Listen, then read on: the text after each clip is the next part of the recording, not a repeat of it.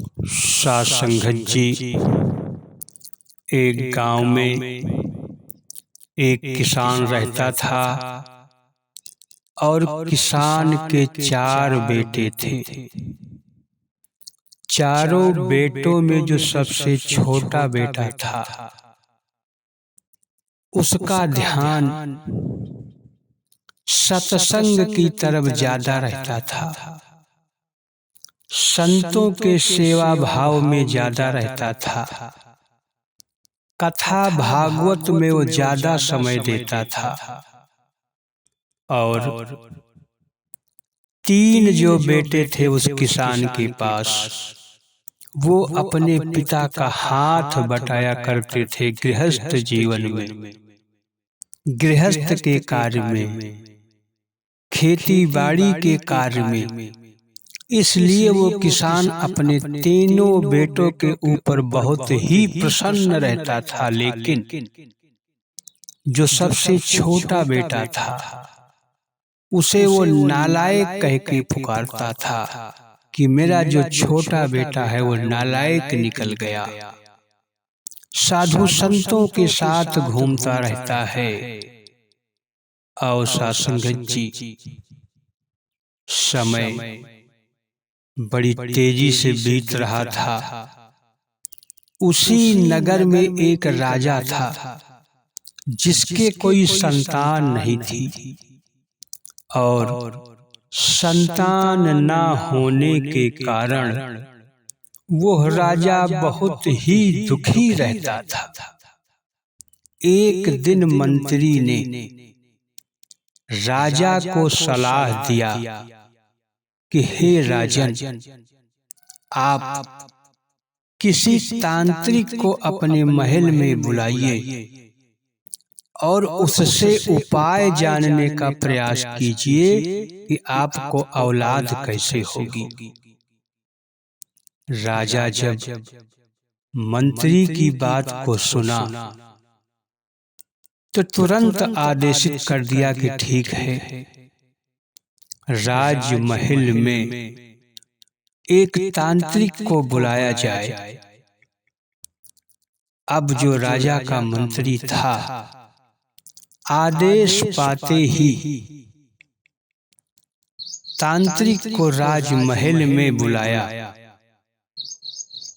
और वो तांत्रिक राजा के सामने बैठा और कुछ समय तक शांत मुद्रा में बैठा हुआ था। फिर कुछ देर के बाद उसने कहा कि हे राजन, आपको पुत्र की प्राप्ति हो सकती है, लेकिन एक बच्चे की बलि देना पड़ेगा, क्योंकि आपको औलाद के बदले में एक बलि देने की जरूरत है। और आप जब एक बच्चे की बलि दे देंगे, एक बेटे की बलि दे देंगे, तो आपको पुत्र की प्राप्ति हो जाएगी। राजा जब तांत्रिक के मुखारबिंद से ऐसे वचन को सुना तो अंदर तक कांप गया, क्योंकि बहुत सुंदर विचार का राजा था। अपनी प्रजा का ध्यान रखने वाला राजा था। तांत्रिक को सीधा इनकार कर दिया कि मैं स्वयं पुत्र की प्राप्ति के लिए किसी के पुत्र की बलि नहीं दे सकता। और सासंगत जी, ऐसा जब तांत्रिक सुना तो वहां से वो उठकर चला गया। लेकिन मंत्री ने फिर राजा को सलाह दिया कि आप चोरी से किसी के बच्चे की बलि न दें, आप नगर में ढिढोरा पिटवा दें कि जो भी मुझे अपने बेटे को बलि के लिए देगा, मैं उसे ढेर सारी मुद्रा भेंट में दूंगा, उपहार में दूंगा। राजा मंत्री की सलाह के अनुसार नगर में ढिढोरा पिटवा दिया। कि जो भी मुझे अपना एक बेटा बलि के लिए देगा, उसे मैं ढेर सारे सोने चांदी रुपए पैसे उपहार के रूप में दूंगा। और ढिढोरा पिटवाया जाने लगा नगर में। जब यह आवाज उस किसान के कान में पड़ी कि राजा एक बेटे के बदले में ढेर सारा उपहार देना चाहता है, तो किसान अपने मन में सोचने लगा कि मेरा जो सबसे छोटा बेटा है वैसे भी वो हमारा है, वैसे भी वो नालायक है, मेरे किसी काम का नहीं है, हर समय साधु संतों के पीछे भागता रहता है, तो क्यों ना मैं उसी को राजा को दे दूं और उसके बदले में राजा मुझे ढेर सारे सोना चांदी धन दौलत और रुपया पैसा दे देंगे। ऐसा विचार कर वो राजा के पास पहुंच गया और राजा से कहा कि हे राजन, मैं अपने बेटे को बलि के लिए तैयार हूं देने को आपको। राजा जब उसकी मुखार बिंदु से ऐसे वचन को सुना तो प्रसन्न हो गया और मंत्री को आदेशित किया कि तांत्रिक को संदेश दिया जाए कि बलि के लिए बेटे की व्यवस्था हो गई है। मंत्री तुरंत आदेश का पालन किया और तांत्रिक को खबर भेज दिया। तांत्रिक जैसे ही खबर सुना, राजा के महल में पहुंच गया और बच्चे को बलि के लिए बुलाया गया। बच्चा आया, सारी बात को समझा, उसके समझ में आ गया कि मुझे यहाँ पर क्यों बुलाया गया है। राजा ने उस बच्चे से कहा कि आपकी अंतिम इच्छा क्या है। उस बच्चे ने अपनी अंतिम इच्छा में कहा कि मुझे 4 तसला बालू चाहिए। जैसे ही उस बच्चे ने 4 तसला बालू की बात किया, वैसे ही राजा के आदेश के अनुसार 4 तसला बालू मंगा लिया गया। उस बच्चे ने उस 4 तसले बालू को 4 भागों में बांट दिया। 4 भागों में बांटने के बाद कुछ समय तक खड़े होकर सोच रहा था।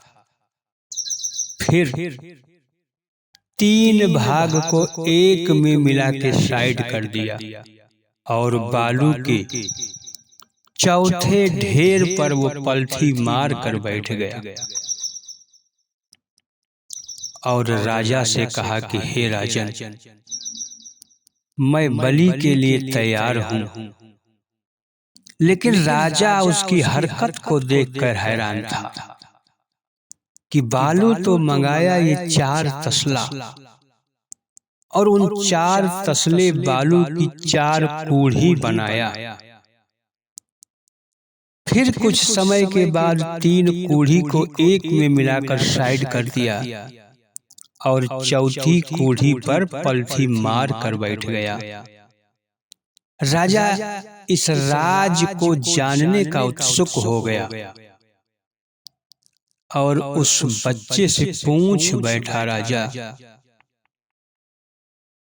कि हे बालक, 4 तसला बालू तूने मंगाया, फिर उसको 4 भागों में डिवाइड किया, 4 भागों में बांटा, फिर 3 भाग को एक में मिला के साइड कर दिया और चौथे भाग पे तू पलथी मारकर बैठ गया। इसका राज क्या है? उस बच्चे ने कहा कि हे राजन, मैंने 4 कूढ़ी इसलिए बनाई कि पहली कूढ़ी मेरे माता पिता की थी, लेकिन जब मेरे माता पिता के अंदर धन दौलत रुपए पैसे का लालच समा गया है,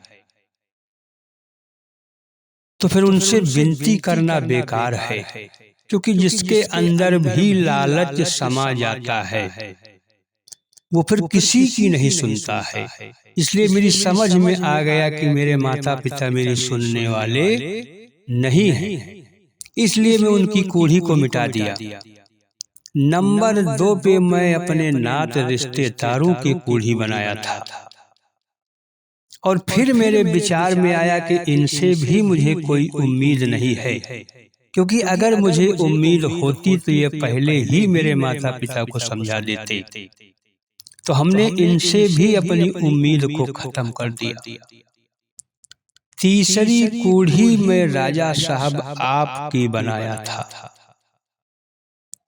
और फिर उसे भी मिटा दिया, क्योंकि मेरी समझ में आ गया कि जिसके अंदर पुत्र का मोह समा गया है, जो पुत्र के मोह में व्याकुल हो चुका है, वो किसी की सुनने वाला नहीं है। इसलिए मैंने आपसे भी उम्मीद छोड़ दिया और तीनों कूढ़ी को एक में मिलाकर हटा दिया।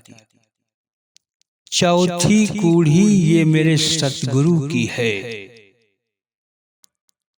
जिसके प्रति मेरे अंदर पूर्ण रूप से उम्मीद जागृत है। मैं अपने गुरु के प्रति ना उम्मीद कभी जता ही नहीं सकता हूँ। सोते जागते उठते बैठते खाते पीते हर समय मुझे अपने सद्गुरु से उम्मीद बनी रहती है कि मेरा सद्गुरु जो भी करेगा वो अच्छा ही करेगा। इसलिए मैं अपने सद्गुरु के बनाए हुए भाग पर बैठ गया हूं पलथी मारकर, क्योंकि ये मेरे सद्गुरु की कूढ़ी है। और अब जो भी होगा वो मेरे सद्गुरु की इच्छा से होगा। राजा जब उस बच्चे के मुखार बिंदु से इस तरह के वचन सुना, उसके कान खड़े हो गए। वो अपने विचार में सोचने लगा कि पुत्र तो अभी होगा भी हुआ नहीं है, ये भविष्य की बात है, और क्या मालूम कैसा होगा। हो सकता है कि मुझे पुत्र प्राप्त हो और वास्तव में नालायक निकल जाए, मेरी प्रजा को प्रताड़ित करने लगे, मेरे राज को बेच कर खा जाए। तो ऐसा पुत्र मुझे नहीं चाहिए। उससे अच्छा तो यही मेरा पुत्र है, जिसके अंदर इतना ज्ञान है, इतनी समझ है, इतने सुंदर विचार हैं। तो क्यों ना मैं इसी को अपने पुत्र के रूप में स्वीकार कर लूं। ऐसा भाव राजा के अंदर उठने लगा, और राजा उसी सभा में जयघोष कर दिए कि मुझे इस बच्चे की बलि नहीं देना है, मुझे कोई पुत्र नहीं चाहिए, मुझे तो सिर्फ यही मेरे पुत्र के रूप में चाहिए। आज से यही मेरा पुत्र है। मैं घोषणा करता हूं कि आज से यही मेरा उत्तराधिकारी है। और साध संगत जी, महल में उस बच्चे के जयकारे लगने लगे, जयघोष से पूरा महल गूंजने लगा। उस बच्चे को तुरंत उस बालू की कूढ़ी से उठा लिया गया, और राजा ने उसे अपने सीने से लगा लिया। आओ साध संगत जी, बच्चे का पिता वहीं पर खड़ा था। वो दंग रह गया कि जिस बच्चे को मैं नालायक समझ रहा था, जिस बच्चे को मैं लोहा समझ रहा था, वास्तव में वही तो मेरा हीरा था, वही तो मेरा लायक पुत्र था, जिसे राजा घोषणा कर दिया कि इससे लायक पुत्र मुझे कोई नहीं मिल सकता है। और मैं पूरी जिंदगी उसी को नालायक कहता रहा। आओ साथ संगत जी, इंसान अपने बच्चे को डॉक्टर तो बनाना चाहता है, मास्टर तो बनाना चाहता है, इंजीनियर तो बनाना चाहता है, बहुत अच्छी बात है। लेकिन डॉक्टर, मास्टर और इंजीनियर बनने के साथ साथ उसे संतों वाला भाव भी आना जरूरी है। संत महापुरुष वाले विचार भी कूट कूट कर होने जरूरी हैं, क्योंकि सिर्फ डॉक्टर बन जाने से जीवन सुंदर ढंग से नहीं बीतेगा, मास्टर बन जाने से जीवन सुंदर ढंग से नहीं बीतेगा। अगर जीवन को सुंदर बनाना है तो संत का भी सानिध्य होना जरूरी है, सद्गुरु की चरण पकड़ना भी जरूरी है। सत्संग में बैठकर संतों महापुरुषों के वचन को भी सुनना जरूरी है। आप कुछ भी बनो, मुबारक है, डॉक्टर बनो, मास्टर बनो, इंजीनियर बनो, कैशियर बनो, मैनेजर बनो, दरोगा बनो, डीएम बनो, एसपी बनो, मुबारक है, लेकिन महात्मा बनना बहुत जरूरी है, संत बनना बहुत जरूरी है। तो दास और अधिक शब्दों का सहारा न लेकर इन्हीं शब्दों से अपनी वाणी को विराम देता है।